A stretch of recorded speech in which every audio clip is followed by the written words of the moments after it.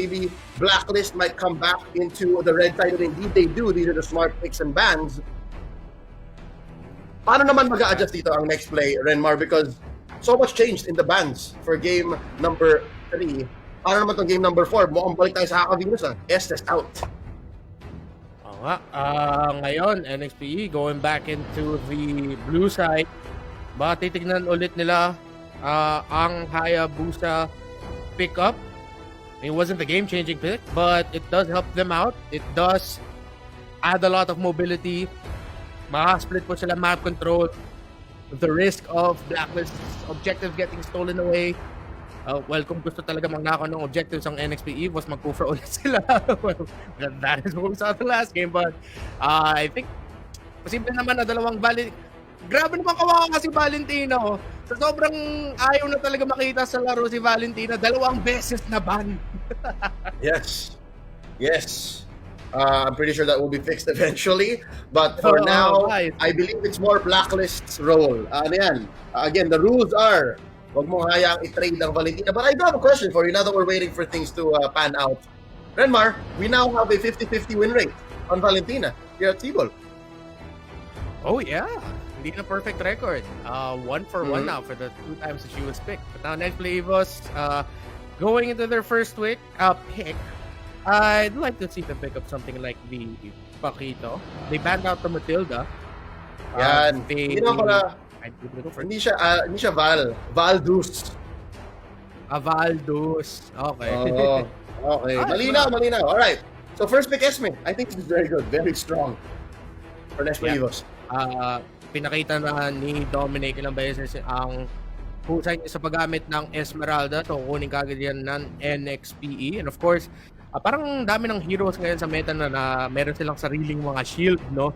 So it's really good to have that Esmeralda with you on there. Rafaela bukas pa rin dito para kay My Venus kung gusto nila piliin. Pero madaming bukas para kay Haji. He can play the Cho, he can play the Edith. They can pick up Brody or a Clint here, Blacklist, if they want to secure the marksman right away. Pero tinignan nila ang they do secure the Brody and they also secure the Eve, which flex pick pa rin to para sa Blacklist. Hindi natin sure kung sino maglalaro ng Eve na to. Mind you, the show is still out there, so posible nga, no?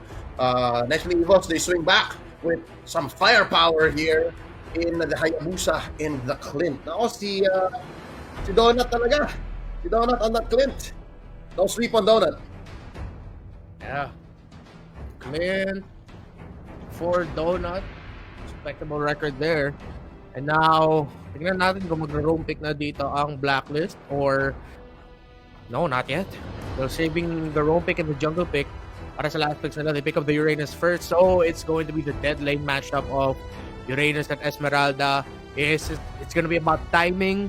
It's going to be about minion wave management para sa mga explainers ng dalawang teams, para kay Ureshi at para kay Dominic. Doon sila lalaman sa timing nila kung paano sila mag-pressure. Yeah. If there's anything to talk about while we're waiting for the second phase to happen, ang inaabangan kong dynamic dito, na alam naman ng dalawang players na to, again, Ureshi and Dominic, very, very talented players, it's the fact na yung isolation play. If you isolate an Esmeralda, yes, lalamangan niyo yung Uranus. Pero ang laking nawala dun sa big team fight nung Esmeralda. So they have to figure out that dynamic, that relationship between these two XP laners. Now going into the second phase, look at the respect for Cadenza. Tatanggalin Renmar yung Jawhead at ang next play was naman, sige, di nyo kinuha yung Cho ni Haji? Fine, we'll take it out as well. Inisip ko nga sa Blacklist kung tatanggalin nila either yung Kufra or yung Ruby. Kung roamers pa nga ang tatanggalin nila. Oo.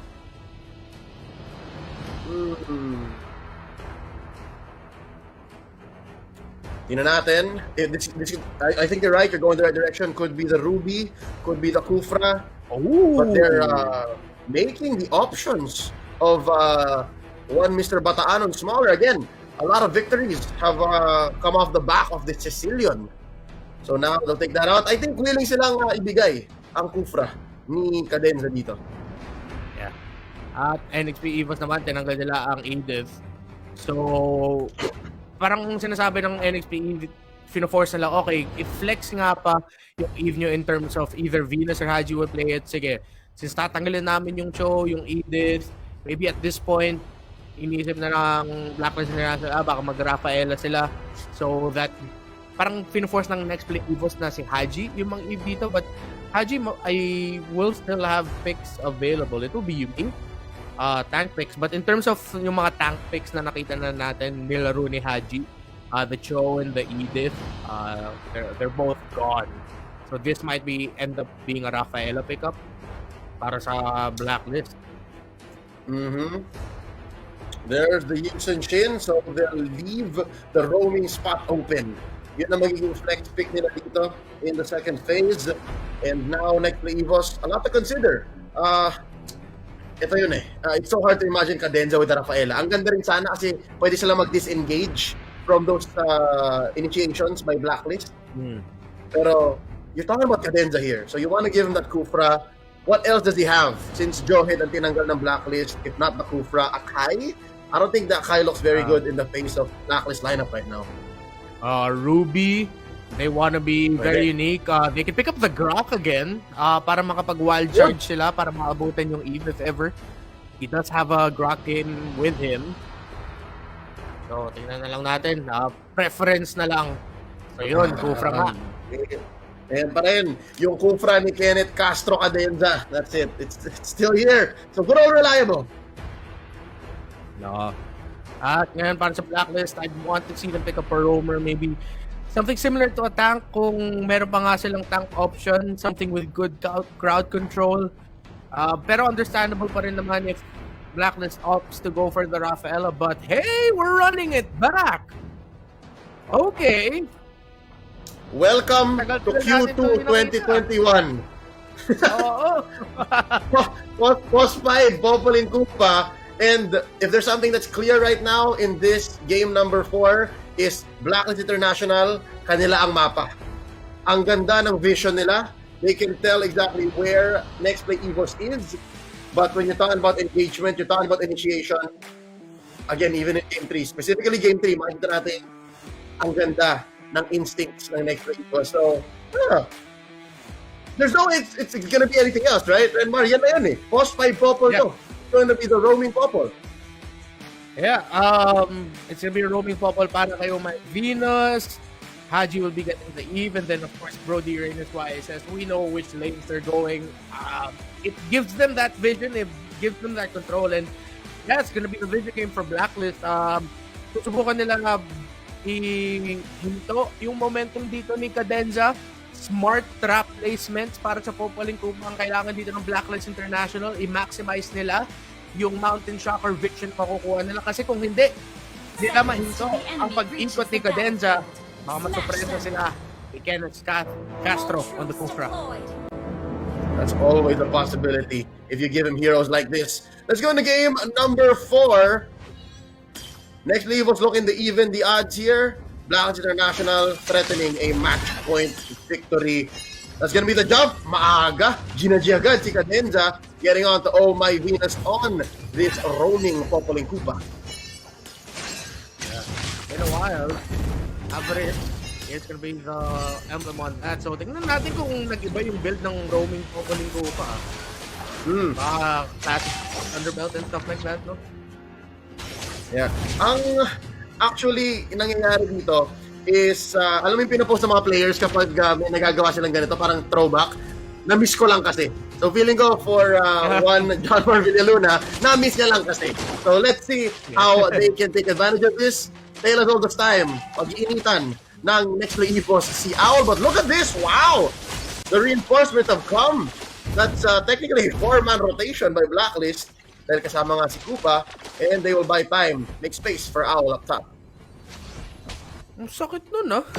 I didn't expect for Cadenza's health to be brought down to 65% or 70%. Tapos ang damage output na labas dun. The enhanced basic attack proc mark para kay Popolin Kupa combined with the damage brought out by the Eve. That was surprising. And actually, yung Popoling Kupa, fulfill nila yung na-fulfill niya yung hinahanap ko for the roam picture for Blacklist International is kailangan nila ng control. That is what I said earlier. They get a lot of control with the Popoling Kupa. Yeah. And talking about control, not only in these initiations, but also on the map, rotations-wise, the traps that they lay. Blacklist International and the vision, naka-level 4 na ba? Si Mr. Del Rosario? Oh, answer is yes. Cadenza put down a fifth of his health. Bibis tayo sa likod ni Omay Venus at ni Haji. And that's going to be the real mutilation set in by Salix Imam. First blood drawn onto Cadenza. Papasukin naman dito ni Gataanon. Hayes going for the Yinyang overturn. And look how low Blacklist International is. Kaya ba na mag-retreat? Falling Star mo dito ni Ureshi. And there's the shadow kill. Not pop just yet. Back out muna, sabi ni H2. No kills yet for next Evos. And ito yung sinasabi natin now, Dominic being able to freely split push in the bottom lane at the same time. Blacklist International, a lot of pressure ay napupunta kay Cadenza. Hindi nila pinapayagan siya na makapwesto na maayos, makapag-rotate na maayos. Pero sa pag-pressure kay Cadenza, nape-pressure din nila si Donut, which is of course, respeto nila yung clip ni Donut, trying to stop the farm as much as possible or ipabagal yung farm dito ni Donut. Yep. So far, first turtle still in contention. Hindi ganun kadali para makuha to ni Wais dahil nakabantay si Ureshi at ang bilis naman din umikot at bumalik ni Hayes. Top lane still seems to be where the action is at dahil pinag-initan talaga ng next play Evos, the Owl. And look at this, Cadenza stretching. Oh, nice steal by Donut on this jungle creep. And just like that, now blindside the next Evos taking over that first turtle. Now there's the jump in. Dominic looking low. Underneath the turret, meron siyang damage reduction doon. H2 pop. The shadow kill will instead take the crab coin. Alright. Both teams taking it really slow. Sobrang talino nila sa yung discipline nila sa pag-rotate. When to take fights, kitang-kita mo talaga yung the carefulness na pinapakita nila kasi again, sobrang importante to, mahalaga to para sa mga teams. The right to represent Sibol, holding on. Oh, real mutilation keeping them in check. Here is Wais, Del Rosario charging up and letting go. Interesting. Look at the cut-a-thon. Look at the proxy war, as Wami would put it, between Ureshi and Dominic na may bottom lane. That was a null rotation from both sides. Ang galing talaga dumipenta. Pareho. Nagkakaintindihan na sila. They know what each other trying to do in this 4-game series so far.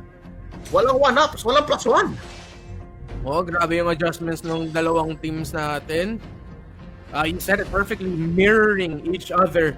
Next Evos, they want to go somewhere. Blacklist International, pupunta sa kabila. Oh, handa sila mag-responde. Same thing goes for whatever NXP Evos decides to do.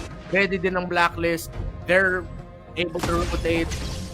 Oh man, it's gonna be, feeling ko magiging low kill score game to, pero it will be, no. Red team hero has been slain. Nice catch by H2. John Posalonga catching Del Rosario off guard. Dominic buying time. Oh, dashing on out. Consecration keeping him alive for just long enough. In H2, once more, H2 maybe overextended. Dominic takes him down via the turret. And that's gonna be Hayes getting bit on as well. Throw in one more. It's the Prism. Malik Imam takes down Hayes. Dati niyang ka-teammate yan under the Omega banner. 1-3 so far. Pero walang lamang sa gold ang Blacklist International. If anything, nakapag-push pa si Donut sa top lane.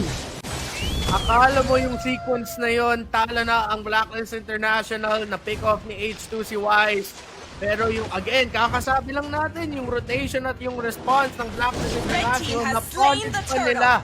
Consecration on the Uranus, nakapag-heal pa siya, naiwasan niya yung 2-for-2 trade. Naging 2-for-1 trade lang pabor sa Blacklist International. Last hit from the tower ay tumama kay H2. And it's that long extended play off of the back of Dominic Uranus. Doon niya nakuha doon niya nabili yung time and na-distract yung next play Evos, overextending the bottom lane, buying time for this rest back up top. So, Owl talaga, hindi siya magalaw. Like, you could have switched, you could have called for a switch kung time pressure. Pero sabi na, okay to, kaya natin. Purple, was that a steal? Yes! Nanakaw ni H2, tama? Again, makita no. si Dominic. Grabe. Dominic, He's fine. 2v1 to ha. Dominic's doing well to survive. Ayaw, walang purple box si Wais. Blue Nako team's kanina. turret has been destroyed. They are gonna push though. Cadenza na step up dito ng Mountain Shocker. Red team turret has been And destroyed. Donut just dealing so much damage wherever he may be. Hindi na depensa ni Dominic yon. And it's still Oreshi. Nag-switch na nga sila. Full-on switch between the gold lane and Nxpe lane. Oh. H2, nakapag-shadow clone siya just in time. Oh, Oh! pero real world? Interesting call here for Blacklist International. Just stopping the rotations from Nxpe Evos. Dinedelay nila unti. Nag-position sila dito sa may purple buff. H2, kailangan niya din mag-purple buff. Wais can steal it or pwede sila mag-torrent. Grabe! Yeah, they will go ahead and take this tier 2 in top lane. Pero masatando siya sila. Look at this, the flank by Nxpe Evos. Cadenza stretching on, catching one, and looking for the answer. That's going to be Donut at a half health. With Houston Shin, Wais going for the Mount Shocker. Oh, Rosapo Pisha! He's taken out by Stalik Imam. Kasama niya na rin si Cadenza. That's going to be a double for the Eve. Oh, a big win for Blacklist International. Ito Isa yung pa! mga moments na sinasabi na, baka mahuli pa si Reshi. Nakatakas. Oh, close. Pero na-open up nila. Renmar, that was a two-step plan. Top lane, fight, purple buff into a quick lord. 8 minutes, 30 seconds in. Bayad na bayad yung bagong patch. Oo, grabe yung sequence ng Blacklist doon. Nxpe was trying to respond but they lost so much. They lost the Lord, they lost the tower. Uy, buti ka na mahuli din dun si H2. Sakit na ng damage ng Brody ng Blacklist International. At ngayon habang yung Lord pupunta sa top lane, Dominic, he had to pick up si Oracle. Kakatulong sa survivability niya. He can keep going to the backline pang disrupt the next play Evos. Baka makatakas pa nga siya. And of course, Cadenza did pick up the Blue team turret has been anti-Kirash. destroyed. Added 20% damage reduction dun sa physical damage nilalabas ng Blacklist from the YSS, from the Brody. Pero sigurado, Blue team nakita na turret natin, has mahirap been na depensa to para sa Nxpe. They're gonna have to clear the waves. The old-fashioned... Pero look at the top lane, wow! Pumutok na yung inhibitor, pero hindi pa rin sapat. Gonna be next in mid, revelation, Cadenza, papasok! Pero siya, ang sasalubungin, at gonna be an explosion on the side of Nxpe Evos, and for the part memory, kulang ang stacks. Pero walang mamamatay sa side ng Blacklist International. They take top lane inhibitor. Who was not able to stop the ultimate of the Eve. Mukhang picture-perfect initiation yun para sa Nxpe. But right now, dahil sa gold lead ng Blacklist, even with a picture-perfect initiation, mahirap pa ipatumba mga members ng Blacklist. Mataas yung damage output nila. Now burst down ni Haji at ni Owl si H2. Salonga bites it. And just like that, they bought more time. Owl is gonna steal the orange here. Venus, Villaluna, going to focus on this mid lane turret. Mawawala si Kupa. So my question is, wait lang, sagutin natin yan after this real elimination engagement. Underneath the inhibitor, that's another kill, potentially. Waiting for more. Oh, hindi nakuha. He's gonna dash on through. No more inhibitors for next play. Evos, very surgical approach by Blacklist International. Yan. Look, three people I want to put a lot of focus onto here. Si Owl, si Haji, at saka si Wais. Ilang beses na sinusubukan ni H2 of course, asarin yung backline ng Blacklist International, try to deal a bit of damage, land those marks, baka makahanap siya ng opening. But somehow, Haji, Wais, and Owl, parang hinintay lang talaga nila yung mga sobrang mabilisan na attempts ni H2 na makapasok to try and deal damage. Kasi yung na-pick off dun si H2, that was a long-range, torn apart memory. Ang dami niyang damage nakuha in that 1 second na tumalon siya sa mga miyembro ng Blacklist International. So, Blacklist still really watching out for H2, knowing that the Hayabusa can come and punish them kung hindi sila mag-ingat at kung hindi nila ahintuli siya. Mountain Shocker here to make sure that his Lord take is safe.